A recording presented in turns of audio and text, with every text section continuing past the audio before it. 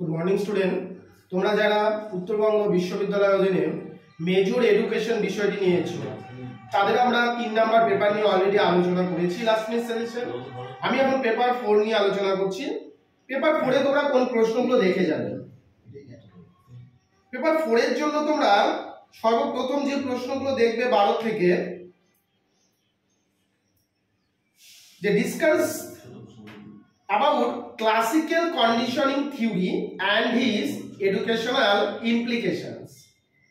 Discuss about classical conditioning theory and his educational implications. অর্থাৎ classical conditioning প্রাচীন অনুবর্তন তত্ত্বটি ভালো করে পড়বে তোমরা।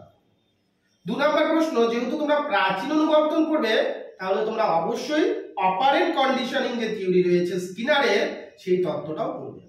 তাই এই যে তোমাদের লার্নিং অর্থাৎ শিখন থেকে যে দুটো তত্ত্ব রয়েছে, থিওরি রয়েছে, ক্লাসিক্যাল কন্ডিশনিং আর অপারেন্ট কন্ডিশনিং, প্যাভলভ এবং স্কিনারের এই দুটো প্রশ্ন ভালো করে তোমরা খুব ভালো করে পড়ো।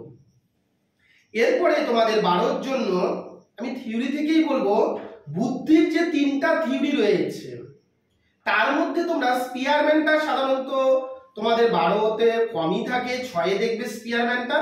কিন্তু হ্যাঁ, এখানে গিলফোর্ডের যে তত্ত্বটি রয়েছে, discuss the theory of intelligence by Guilford by SOI model. গিলফোর্ডের এই তত্ত্বটা তোমরা অবশ্যই দেখবে ইন্টেলিজেন্স সম্পর্কে, বুদ্ধি সম্পর্কে। 4 নাম্বার তোমরা 12 প্রশ্ন, বুদ্ধি সংক্রান্ত আরো একটি তত্ত্ব তোমাদের সিলেবাসে রয়েছে, গার্ডনারের তত্ত্বটি। এই গার্ডনারের তত্ত্বটি তোমরা দেখবে। 4টা আমি তোমার তত্ত্ব দেখতে বললাম, লার্নিং থেকে বলেছি দুটো, একটা হচ্ছে ক্লাসিক্যাল কন্ডিশনিং আর একটা অপারেন্ট কন্ডিশনিং।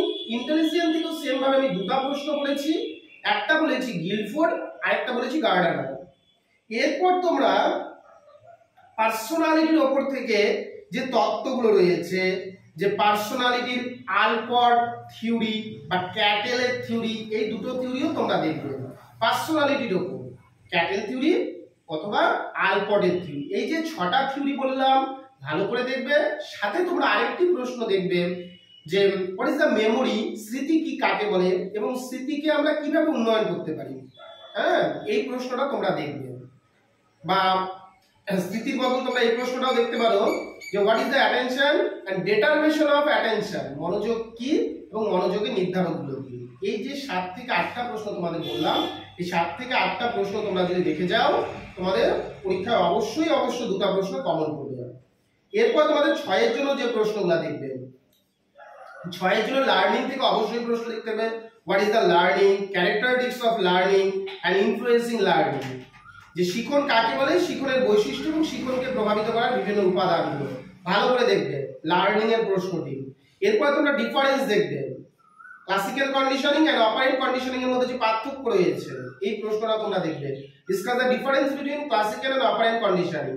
এখান থেকে আমরা স্পিয়ারম্যানের তত্ত্বটা দেখে নিব, যে স্পিয়ারম্যানের বুদ্ধি সংক্রান্ত যে তত্ত্বটা রয়েছে 6 এর জন্য তোমরা দেখে নিব স্পিয়ারম্যানের বুদ্ধি সংক্রান্ত তত্ত্ব। 6 এর জন্য আমরা এখানে পেশোনা অর্থাৎ মোটিভেশন থেকে যে তত্ত্বগুলো রয়েছে, ম্যাসেলো এবং ম্যাকল্যান্ডের যে তত্ত্বগুলো রয়েছে মোটিভেশন সম্পর্কে, এই দুটো তত্ত্ব তোমরা এই 6 এর জন্য দেখবে। ঠিক আছে, এরপরে তোমরা দেখবে লার্নিং আমি বলেছি, ম্যাসেলো থিওরি বললাম, ডিটারমিনেশন অফ পার্সোনালিটি। হ্যাঁ, পার্সোনালিটি থেকে তোমরা আরেকটা প্রশ্ন দেখবে, determination of personality, difference type of attention, এই প্রশ্নটা তোমরা দেখবে 6 এর জন্য। এই প্রশ্নগুলো অর্থাৎ এই তত্ত্বগুলো যদি আমরা ভালো করে দেখি তাহলেই আমাদের হয়ে যাবে।